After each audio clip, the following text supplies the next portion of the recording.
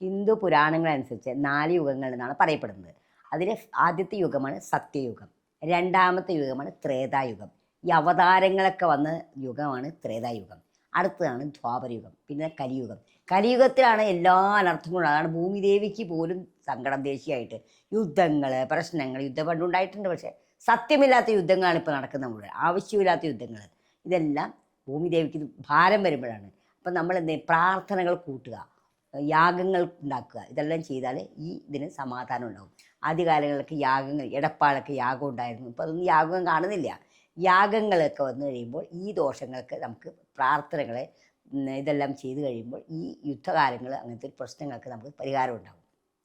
അപ്പോൾ ഈ യുഗങ്ങളിൽ ഏറ്റവും മോശമായ യുഗമാണ് കലിയുഗം. ആ കലിയുഗത്തിലാണ് നമ്മളെല്ലാം ജീവിക്കുന്നത്.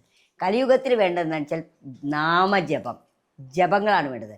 എത്രത്തോളം നാമം ജപിക്കാമോ അത്രത്തോളം നമുക്ക് നല്ലതായിരിക്കും. അപ്പോൾ ഈ അക്ഷയതൃതീയ ദിവസം എല്ലാവരും നാമം ജപിക്കുക, വിഷ്ണു സഹസ്രനാമം ജപിക്കുക, ഭാഗവതം വായിക്കുക, ഭഗവത്ഗീത വായിക്കുക. ഇതെല്ലാം ചെയ്താലേ അവരുടെ കുടുംബത്തിനും അവർക്കും വളരെയധികം ഐശ്വര്യം അടുത്തൊരു വർഷത്തിനകം എല്ലാം നേടാൻ സാധിക്കും.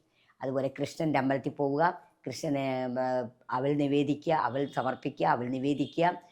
അതുപോലെ തന്നെ പാൽപ്പായസം കഴിപ്പിക്കുക.